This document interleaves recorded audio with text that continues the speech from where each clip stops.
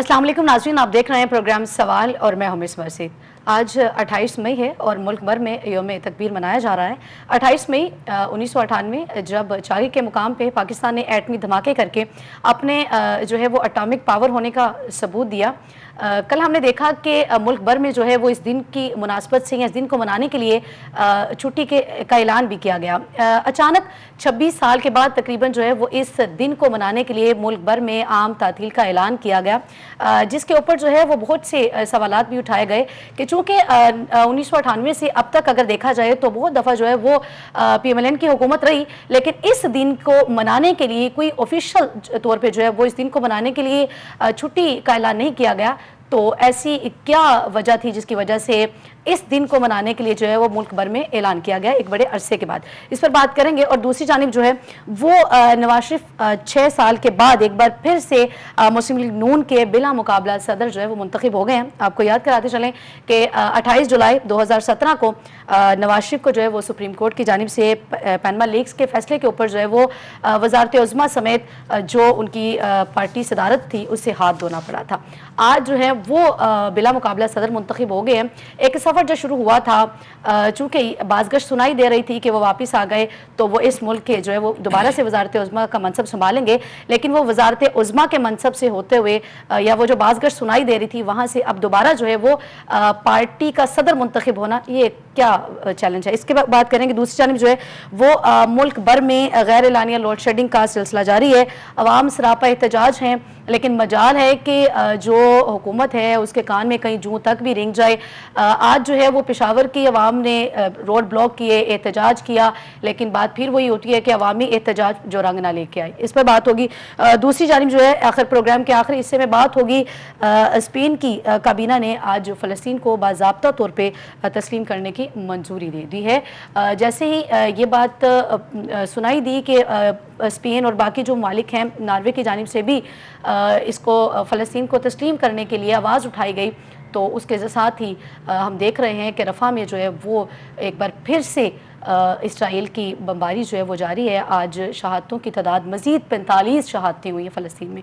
इस पर बात करेंगे। ये तमाम तर मौज़ूआत हमारी आज की डिबेट का हिस्सा होंगे और इन पर मुदल्लिल गुफ्तगू करने के लिए मेरे साथ स्टूडियो में मौजूद हैं एहसन ज़िया साहिब, सीनियर एनालिस्ट हैं, कौमी और बैनुल अक़वामी अमूर पर गहरी नज़र रखते हैं। फ़र्स्ट ऑफ़ ऑल अस्सलाम वालेकुम एहसन ज़िया साहब, सबसे पहले बात करेंगे, आज 28 मई है, यौम तकबीर मनाया जा रहा है, क्या कहेंगे? जी बिल्कुल, 28 मई यौम तकबीर डेफिनेटली पाकिस्तान की हिस्ट्री में इस दिन की बड़ी ज़्यादा अहमियत है। पाकिस्तान इस दिन एटमी क़ुव्वत बना और ये किसी भी मुल्क के लिए एक छोटी बात नहीं है।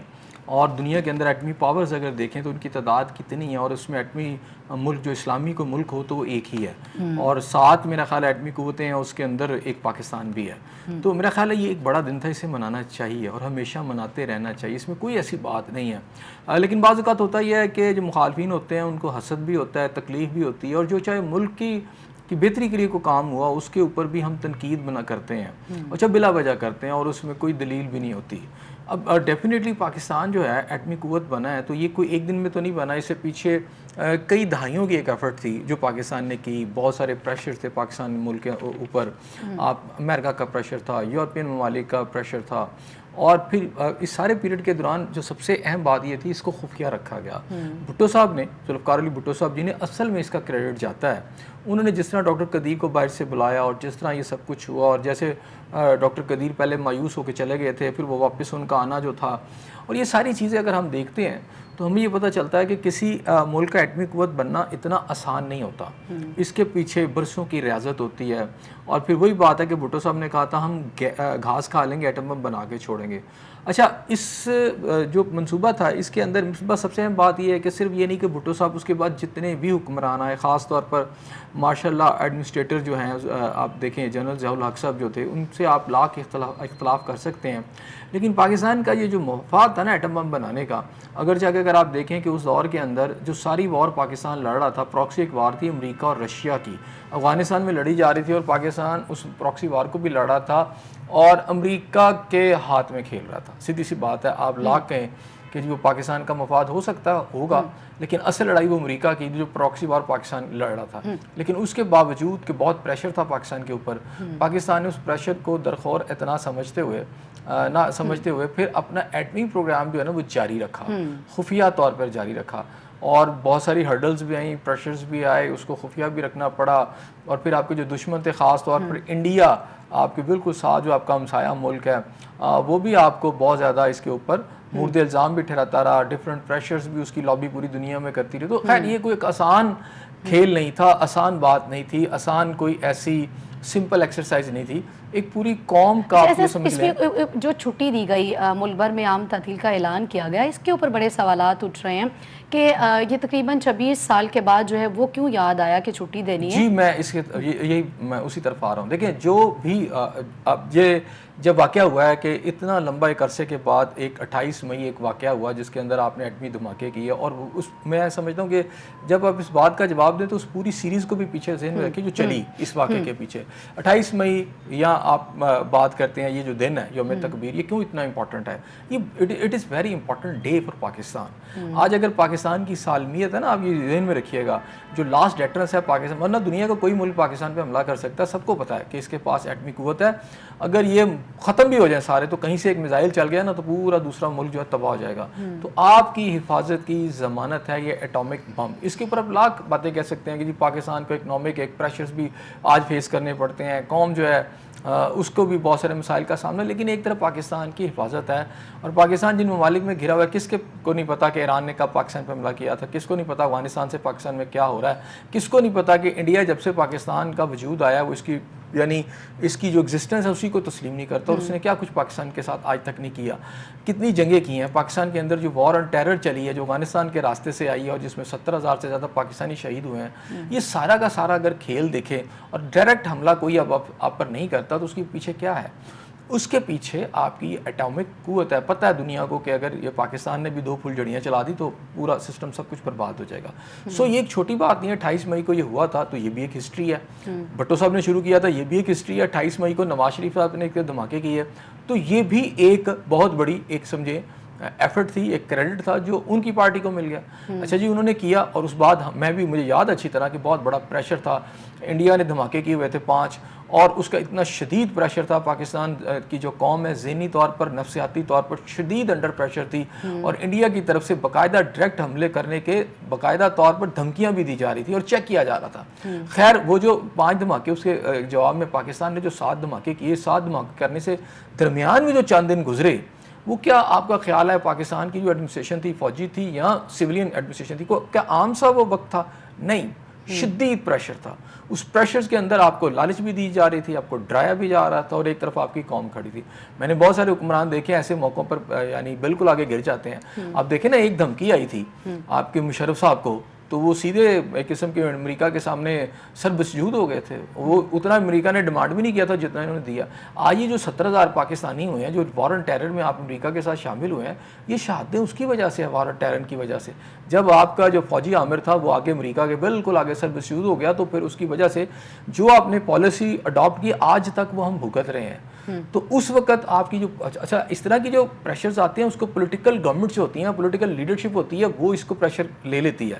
نواز شریف صاحب نے اس پریشر کو ٹیک آن کیا, یہ حقیقت ہے. نواز شریف صاحب نے اس وقت زبردست طریقے سے جو فیصلہ کیا, ظاہری بات ہے ٹیم کے اندر سارے لوگ ہوتے ہیں. جب آپ کرکٹ ٹیم کھیلتے ہیں, کپتان بیسیکلی کریڈٹ کپتان کو جاتا ہے. اس میں جب آپ کرکٹ کھیل ہوتے ہیں اس میں بالر بھی آؤٹ کر رہے ہوتے ہیں, بیٹسمین بھی سکور کر رہے ہوتے ہیں, لیکن جب ٹیم جیتتی ہے تو کس کو جائے گا کریڈٹ؟ تو کپتان اس وقت چونکہ میاں نواز شریف صاحب تھے, کیونکہ پالیسی وہ چلا رہے تھے, وہ چاہتے تو روک دیتے, نہ بنتے.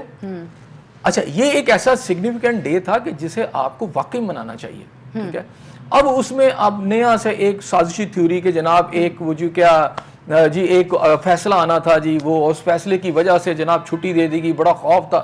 دیکھیں یہ سازشی تھیوریاں آپ چھوڑیں, دیکھیں حقیقت کیا ہے. حقیقت یہ ہے کہ ایک بہت بڑا واقعہ ہوا پاکستان کی ہسٹری میں. کیا ہمیں اسے سیلیبریٹ کرنا چاہیے یا اس دن کو کنڈیم کرنا چاہیے؟ پہلے تو سوال اس لیے ایسے قوم کو ایسے صاحب اس طرح کے سوالات اس لیے اٹھ رہے ہیں چونکہ ایک عرصہ وہی بتا رہی ہوں, تقریباً یہ 26 سال گزر گئے, لیکن اس میں کبھی چھٹی کا نہیں یہ دن منایا گیا. اس دور میں ان کی حکومت بھی رہی, لیکن چھٹی باقاعدہ طور پر اس کو کوئی اناؤنسمنٹ نہیں کی گئی. اس کے اندر مجھے یاد ہے ایسے کیا ابھی کیوں, مطلب ابھی کیوں, پہلے کیوں؟ میری بات سنیں, اب یہ ہو گیا تو کیا ہوا, کیا اس میں مسئلہ ہے؟ تو بات ہے اس میں سمپل سی بات ہے, اس میں کیا مسئلہ ہے؟ اگر چھٹی دے دی ہے, ایک بڑا ایونٹ تھا, آپ نے ماضی میں فیصلہ نہیں کیا, آج کر لیا, ہر سال منانا چاہیے تھا نا, پھر آپ کو 26 28 30 سال بعد کیوں یاد آ رہا ہے؟ ہر سال منائیں. اس کی وجہ بتاتا ہوں. جب تک میاں نواز شریف صاحب کی گورنمنٹ رہی اس ڈے کو منایا جا رہا تھا. جب ان کی گورنمنٹ ختم ہوئی, چونکہ پی ٹی آئی نے یہ نہیں کیا تھا پاکستان کے ایٹامک قوت کو چلانے میں, بنانے میں, میرا پوائنٹ سن لیجیے گا, پاکستان کو ایٹمی قوت کے اس پلان کو شروع کرنے میں اور اس کو چلانے میں اور اس کے اینڈ پہ دھماکے کرنے میں, بنانے میں پی ٹی آئی کا کوئی کردار نہیں تھا. صحیح. اس لیے ان کے پاس جو رہ گیا وہ تنقید تھی, وہ کر رہے ہیں, ٹھیک ہے نا, وہ کرتے رہیں گے, وہ آگے بھی کرتے رہیں گے. ان کی گورنمنٹ میں منایا جاتا تھا, لیکن اس میں کوئی چھٹی کا تو کوئی کہیں بھی نہیں. دیکھیں آج اگر چھٹی دے بھی دی ہے تو کوئی ایشو نہیں ہے, دینی چاہیے تھی, اس وقت بھی دینی چاہیے تھی, آج دے دی. اگر آج دے دی تو کیا اس میں غلط کر دی؟ وہ سوال بھی اس لیے اٹھ رہے ہیں نا, تو چونکہ پہلے نہیں دی تھی, ابھی کسی فیصلے کی بات ہو رہی تھی کہ شاید گورنمنٹ نے بہت ساری ایسی چھٹیاں ہوئی ہیں جو ہم نے کینسل کی, کچھ حکومتوں نے وہ فوری طور پہ نہیں کی. یہاں جمعے اور اتوار کا ایک دور میں یہاں پر جمعے کی چھٹی ہوا کرتی تھی اور پھر اتوار کی کر دی گئی, ٹھیک ہے نا, اس میں کیا ہو گیا؟ اب اس میں کانسپیریسی تھیری جو ہے, کیونکہ جو آپ کی پی ٹی آئی کے جتنے بھی لوگ ہیں یا ان کے لائک مائنڈڈ لوگ ہیں میڈیا میں بیٹھے, وہ کوئی ایسی چیز نکالنا چاہتے ہیں, ایک نئی چیز ایسی بتائیں جس میں ان کی ریٹنگ بڑھے. میں تو یہ سمجھتا ہوں کہ بہت پہلے چھٹی ہونی چاہیے تھی. مثلا ایٹمی یہ انہیں کو سوچنا چاہیے تھا نا جنہوں تقریباً 26-30 سال کے بعد یاد آ رہا ہے کہ ہم نے جو ہے وہ یوم تکبیر بھی منانا ہے اور ہم نے چھٹی بھی دینی ہے. وہ باقاعدہ طور پر اس تقریب کو مناتے تھے, یوم تکبیر منایا جاتا تھا باقاعدہ. اس حوالے سے جب ان کی گورنمنٹ تھی تو باقاعدہ تقریبات منعقد ہوتی تھی, ٹھیک ہے نا, اسپیشلی اس تقریبات منعقد کی جاتی تھی. چھٹی کہیں نہیں ہوتی تھی. اچھا, چھٹی اگر آج ہو گئی ہے تو کوئی بات نہیں, اس میں کیا ایشو ہے چھٹی کر لی ہے تو اس میں کیسے آپ ثابت کریں گے کہ جی اس کی وجہ سے کیا گیا؟ یہ ہوتا ہے, اسے کہتے ہیں کانسپیریسی تھیریز. آپ کوئی نہ کوئی نئی تھیری دیتے رہتے ہیں کہ جناب یہ ایسے ہو گیا تو اس کی وجہ یہ ہو گیا. پاکستان میں دیکھیں نا, وہ سودا بیچنے کا ایک طریقہ بھی تو ہے نا, اس طرح سودا اچھا بکتا ہے. آپ کا جو ہے آپ کا سوشل میڈیا اس پر اس طرح کی باتیں, اور پھر جو لوگوں کو آپ ایک ہجان میں جو ہے اس کے اندر آپ مبتلا رکھتے ہیں. میں سمجھتا ہوں یہ چھٹی ایسے کام نہ کریں نا جس سے لوگ جو ہے وہ کہ ہجانی کیفیت میں چلے جائیں. نہیں, اس میں کوئی ایسی بات نہیں ہے. ایسا سب کچھ کام بھی تو حکومت کے اس طرح نا کہ لوگ خود بھی جو ہے وہ قیاس سرائیاں کرنا شروع ہو جاتے ہیں. نواز شریف کو جو ہے وہ 6 سال کے بعد پارٹی صدر منتخب کر لیا گیا, کیا کہیں گے؟ ہاں, یہ بھی ایک بڑا واقعہ ہے. اس کی وجہ یہ ہے کہ میاں نواز شریف صاحب کی گورنمنٹ کو جس انداز میں گرایا گیا, جن ججز نے گرایا, اور پھر اب دیکھیں میں اس لیے کہتا ہوں کہ سپریم کورٹ نے ان پہ اس پہ فیصلہ دے دیا ہوا ہے. اچھا. اور انہوں نے کہا ان کی حکومت کو غلط گرایا گیا تھا, اور وہ 5 ججز کی جو بھی سازش تھی وہ بھی سامنے تشت ازمام ہو چکی ہے. میاں صاحب کے اوپر پابندی تھی کہ وہ کسی پارٹی کے جو ہے نا دوبارہ ہیڈ نہیں بن سکتے. اب وہ سارا ختم ہوا, کورٹس نے وہ سارے سلسلے ختم کیے, اور میرا خیال ہے جو ان کے ساتھ زیادتی کی گئی اور وہ زیادتی جو ہے آج اگر ختم ہوئی ہے اور دوبارہ سے ان کی پارٹی نے ان کو صدر منتخب کیا ہے, تو میرا خیال ہے یہ ایک درست اقدام ہے, کوئی غلط اقدام نہیں ہے. کیونکہ ہر پارٹی کا دیکھیں, اگر پی ٹی آئی کی میں بات کروں تو ویسے تو کورٹ کی وجہ سے جو بھی ڈیسیژن آئے ہیں اس وقت الیکشن کمیشن کی طرف سے, وہاں عمران خان صاحب جو ہیں ان کو پارٹی ہیڈ نہیں سمجھا جاتا, لیکن پھر بھی وہ سارے کہتے ہیں جناب ہمارے ہیڈ وہی ہیں. اسی طرح اگر نواز شریف کے لوگ جو ہیں, میاں نواز شریف صاحب کے لوگ کہتے ہیں کہ جی ہمارے پارٹی ہیڈ وہی ہیں, ہم انہی کو مانیں گے, تو اس میں کوئی ایسی بات نہیں ہے. لیکن اب ان کے اس ہیڈ بننے میں بڑی اہم باتیں ہیں, بہت اہم چیزیں ہیں. وہ یہ ہوا ہے کہ جب اس وقت میاں نواز شریف صاحب جب الیکشن سے پہلے یہاں پاکستان واپس لینڈ کیا انہوں نے, تو اس وقت یہی خیال کیا جا رہا تھا سٹارٹ میں کہ وہ پرائم منسٹر پاکستان دوبارہ سے بنیں گے. لیکن بہرحال جو کچھ یہاں ہوا, ان کی پارٹی کے انٹرنلی اور مختلف حلقوں نے جو مل کے ساری گیم کی, سمپل یہ سب کو نظر آ رہا ہے کہ جو کچھ ہوا وہ یہ تھا کہ میاں نواز صاحب کو اس سارے سین میں سے باہر نکال دیا جائے. اس میں زرداری صاحب کو بھی نکالنے کا فیصلہ تھا, اور اس میں خان صاحب تو پہلے ہی آؤٹ ہو چکے تھے. تو یہ تینوں جو شخصیات تھی انہوں نے باہر, میاں صاحب بھی مائنس ہوئے. اچھا, اس میں میاں صاحب مائنس ہوئے اور خان صاحب پہلے سے مائنس ہو چکے ہیں, لیکن زرداری صاحب اس میں صدر بن گئے. پولیٹیکل انہوں نے اس میں فائدہ اٹھایا, اور انہوں نے اپنی اسٹیبلشمنٹ کے اس تعلقات کو جو ہے جو ان کے ساتھ ہیں یا ان کے جو مقدر حلقوں کے ساتھ تعلقات ہیں اور جو ان کی پارٹی نے پوزیشن لی, ان تمام کی بنیاد کے اوپر وہ صدر بن گئے. اور وہ اس وقت معاملات کو بڑے اچھی طریقے سے ہینڈل کر رہے ہیں جو ان کی پارٹی کے حوالے سے اگر میں دیکھوں. تو ایسے میں مسلم نواز جو ہے جو فیصلے ان کو اس وقت کر رہے ہیں شہباز شریف صاحب کی جو پرائم منسٹر بننے کے بعد, اگرچہ کہ اس وقت یہ فیصلے کیے گئے, میاں نواز شریف صاحب ان کی اس وزارت عظمیٰ کو اپریشیٹ بھی کر رہے ہیں, لیکن میرا خیال ہے کہ میاں شہباز شریف صاحب کے جو فیصلے ہیں اس سے مسلم نواز کی جو جڑیں ہیں عوام کے اندر جس حد تک بھی ہیں, جتنی بھی ان کی پاپولیرٹی یا ایکسیپٹیبلٹی ہے, اس کو بڑا زیادہ نقصان بھی پہنچا ہے. خود ان کے اندر بھی ایک پارٹی جو ڈویژن ہے, ایک تو ہے کہ میاں نواز شریف صاحب کی سپورٹ پہ لوگ چلے گئے ہیں, کچھ جو ہے ان کے اندر سے وہ میاں شہباز شریف صاحب کی بیک پہ کام کر رہے ہیں. تو یہ بھی ایک انٹرنل رفٹ ہے. جو بالکل نظر آ رہا ہے. ایسے میں آپ یہ دیکھیں کہ میاں نواز شریف صاحب پچھلے کافی عرصے سے ایسے ہی پاکستان میں ہوتے ہوئے بھی میڈیا سے بالکل آؤٹ ہیں, ان کی خبریں بہت کم آتی ہیں. ایسے لگتا ہے کہ تمام معاملات ان کے ہاتھ سے بتدریج نکلتے جا رہے ہیں اور کافی حد تک نکل چکے ہیں, اور آگے نیا کوئی سیٹ اپ بن رہا ہے جس میں شاید کوئی جو ایک سلسلہ ہے مریم نواز صاحبہ کا ہو سکتا ہے, میاں شہباز شریف صاحب کا ہو سکتا ہے, لیکن میاں نواز شریف صاحب کا اس طرح سے نظر نہیں آ رہی تھی. اچھا آپ بھائی کے طور پر تو بہت کچھ کہہ سکتے ہیں, لیکن ظاہری بات ہے پارٹی عہدہ بھی ہونا ضروری ہوتا ہے. تو میاں شہباز شریف صاحب اگرچہ کہ پرائم منسٹر ہیں, جیسے ہی وہ اب میاں نواز شریف صاحب جو ہے پارٹی ہیڈ بن گئے ہیں, تو یہ سمجھیں کہ جو قوت ہے ان کے پاس دوبارہ سے واپس آ گئی, اگرچہ کہ پہلے بھی لوگ ان کی بات کو مانتے ہیں. یہ زیادتی ہے نا یہ میاں صاحب کے ساتھ, چونکہ وہ وزارت عظمیٰ کے منصب پہ فائز ہونے کے لیے وہ ہمیں وہ وکٹری سپیچ بھی یاد ہے اور باقی سارے معاملات بھی, اور وہ الیکشن کیمپین میں بھی وہ ساری چیزیں ابھی بھی عوام کو یاد ہے, یادداشت بہت تیز ہے عوام کی. تو ابھی پھر وہ وزارت عظمیٰ کا منصب سنبھالنے کی وہ ساری چیزیں, اور اب دوبارہ سے پارٹی صدارت سنبھالنا, یہ زیادتی نہیں ہے میاں صاحب کے ساتھ؟ نہیں زیادتی نہیں ہے. دیکھیں پارٹی صدر جو ہوتا ہے نا, اصل میں ساری پاورز اس کے پاس ہوتی ہیں. ٹھیک ہے پرائم منسٹر ہے, اس کے پاس پاور ہے, ملک چلا رہے ہیں, لیکن جو پولیٹیکل آپ کا سینیریو ہوتا ہے یا پولیٹیکل آپ کی جو کمپوزیشن ہوتی ہے اس کے اندر پارٹی پریزیڈنٹ کا بھی ایک بہت بڑا رول ہوتا ہے, کیونکہ پارٹی پریزیڈنٹ بننے کے بعد آپ کی پارٹی کی تمام آپ کی ترجیحات, تنظیم سازی, ہر چیز اب جو ہے وہ لیڈر کے ہاتھ میں آ جاتی ہے. ٹھیک ہے, اب چونکہ پرائم منسٹر جو ہیں شہباز شریف صاحب, اگرچہ کہ شہباز شریف صاحب ہیں, لیکن اب دیکھیں اگر کسی سطح کے اوپر بھی پارٹی یہ فیصلہ کر دیتی ہے, کیونکہ میاں نواز شریف صاحب ایم این اے بھی ہیں, اور یہ وہ پارٹی فیصلہ کرتی ہے کہ شہباز شریف صاحب ہمیں پرائم منسٹر کے طور پہ قبول نہیں ہے, اگر پارٹی جو ان ٹوٹو فیصلہ کر لیتی ہے یا اس کا ایک بڑا چنک یہ فیصلہ کرتا ہے, تو پھر ظاہری بات ہے میاں شہباز شریف صاحب کے پیچھے پارٹی کی وہ سپورٹ ختم ہو جائے گی. ٹھیک ہے نا, اب ہے کیا کہ میاں نواز شریف صاحب کی شکل میں وہ سپورٹ پیچھے رہے گی, جب تک میاں نواز شریف صاحب چاہیں گے وہ سپورٹ رہے گی, جب میاں نواز شریف صاحب نہیں چاہیں گے وہ سپورٹ پیچھے ہٹ جائے گی اور میاں شہباز شریف صاحب کو اپنے عہدے سے ہٹنا پڑے گا. اگرچہ کہ ایسی کوئی بات اس وقت نظر نہیں آ رہی, لیکن کمانڈنگ پوزیشن میں میاں نواز شریف صاحب آ جائیں گے. اچھا ایک تو یہ ہے کہ وہ جب خود آ جائیں گے تو اس کی جو بیکنگ ہے وہ مریم نواز صاحبہ کو اور اسٹرانگلی مل جائے گی, کیونکہ میاں نواز شریف صاحب پارٹی ہیڈ ہوں گے تو وہ صرف امپیکٹ ان کا نیشنل اسمبلی کی طرف نہیں ہوگا, سینٹر کی پالیٹکس کے اندر نہیں ہوگا, امپیکٹ ان کا پنجاب کے اندر بھی بہت بڑا ایک جو ہے امپیکٹ آئے گا. اور اس کے علاوہ یہ ہے کہ آپ کے بہت سارے سرکاری جو تقریبات ہوتی ہیں اس میں پارٹی ہیڈ جو ہوتے ہیں ان کو بھی بلایا جاتا ہے, پارٹی ہیڈ کا بھی ایک رول ہوتا ہے. تو اب وہ زیادہ سے زیادہ ایک انفلوئنس یوز کر سکیں گے, ایکٹیو ہو جائیں گے, اور پھر یہ ہے کہ ان کی جتنے بھی لوگ اس سے پہلے ان کی جو ہے وہ میڈیا میں اتنی سامنے نہ آنا یا پھر پریس کانفرنس نہ کرنا یا اپنی پارٹی میں اس طرح سے ایکٹیو نہ ہونا, اس کے پیچھے وجوہات یہی تھی چونکہ کوئی پارٹی عہدہ نہیں تھا. دیکھیں میرا خیال ہے نہیں وہ آنا چاہتے تو وہ آتے, پریس کانفرنسز کرتے, تو وہ میڈیا نے تو ان کو کور کرنا تھا, میڈیا ایشو نہیں ہے. دیکھیں لیکن ایک انفلوئنس ہوتا ہے پارٹی کے اندر اور گورنمنٹ بنانے کے اندر, اور ڈیفینیٹلی میڈیا کے اندر بھی ایک انفلوئنس ہوتا ہے جو آپ عہدے کے ساتھ اپنا یوز کرتے ہیں. مثلاً آج اگر کوئی شخص پرائم منسٹر ہے یا انفارمیشن جو ہے منسٹر ہے تو سارا میڈیا ان کو کور کرے گا. اچھا انفارمیشن منسٹر آپ چینج کر دیں تو جو چینج ہوا ہوگا اس کے پیچھے کوئی بھی نہیں ہوگا, سارے نئے کے پیچھے آ جائیں گے. تو یہ ایک چیز, یہ بھی ایک سائیکی چلتی ہے نا, جو ہے سیٹ پر اسی کو سلام ہوتا ہے. تو میاں نواز شریف صاحب جو ہیں, ایک تو یہ ہے کہ یہ نظر آ رہا ہے کہ اب وہ پارٹی پالیٹکس کے ساتھ ساتھ کچھ شاید اور بھی کرنا چاہتے ہیں. ایک تو ان کے جو متعلقہ لوگ تھے جو ان کی وجہ سے بڑے میں سمجھتا ہوں بے چین تھے یا عدم اطمینان کا ان کو شکار تھے اور وہ سیٹسفائیڈ نہیں تھے یہ سب کچھ ہو رہا ہے.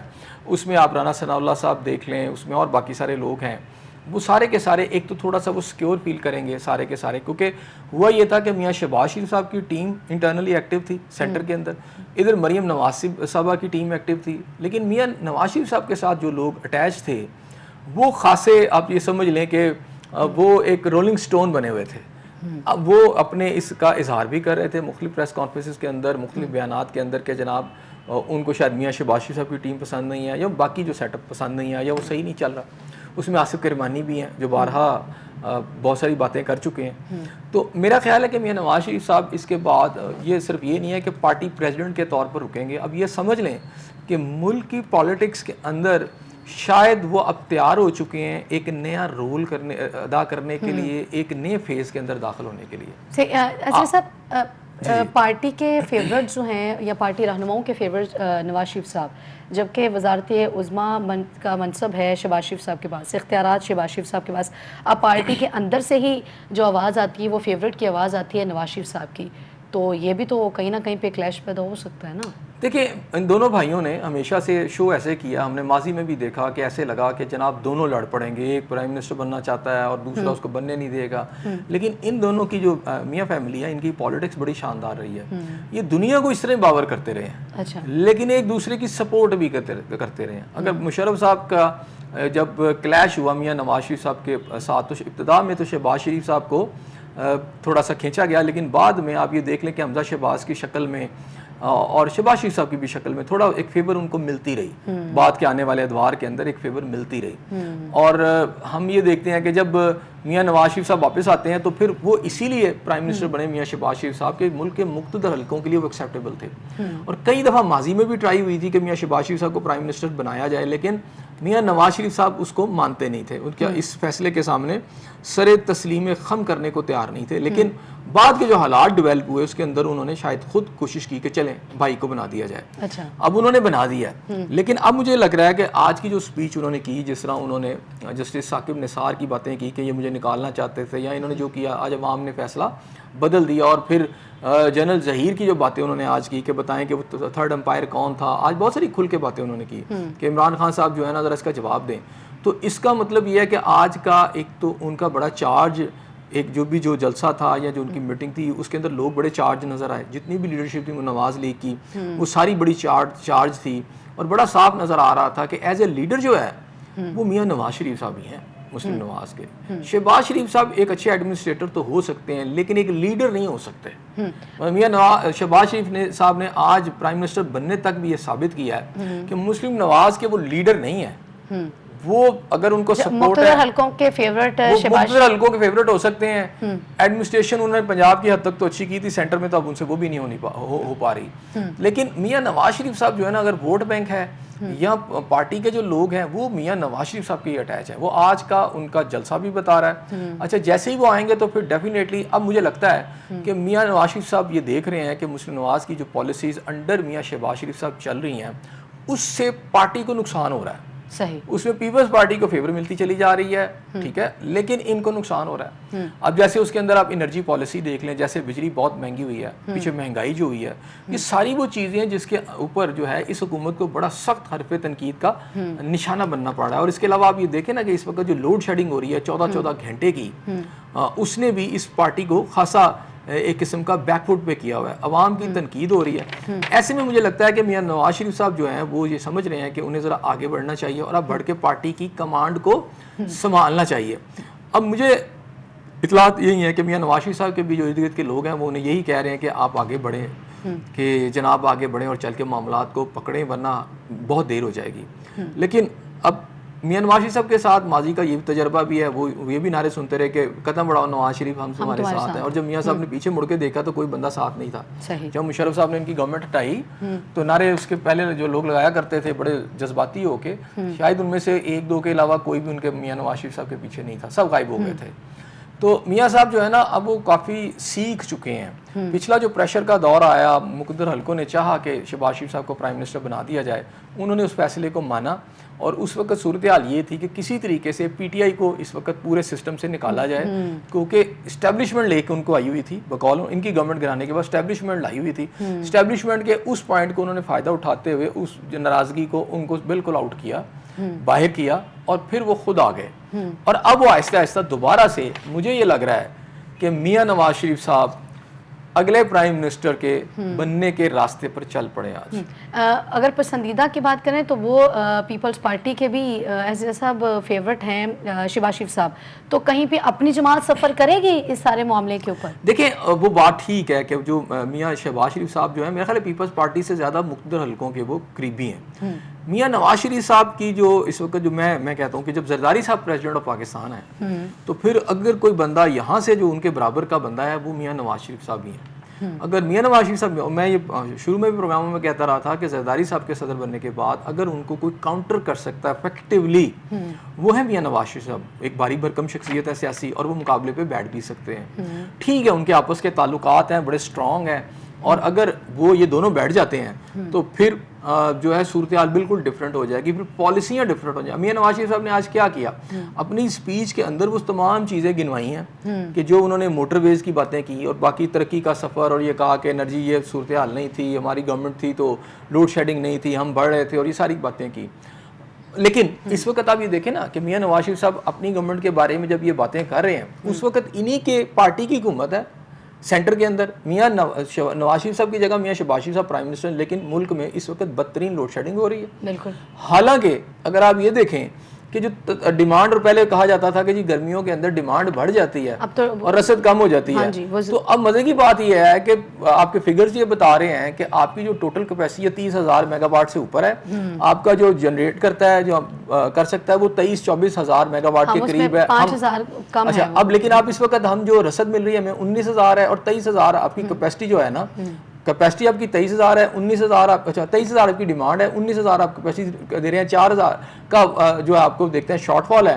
لیکن پیچھے کچھ عرصے کے اندر 5,000 میگا واٹ نیچے آئی ہے آپ کی طلب جو ہے. یہ بڑی امپورٹنٹ بات ہے کہ طلب نیچے آ گئی ہے اور رسد یعنی جو آپ کا شارٹ فال تھا وہ کم ہو گیا ہے.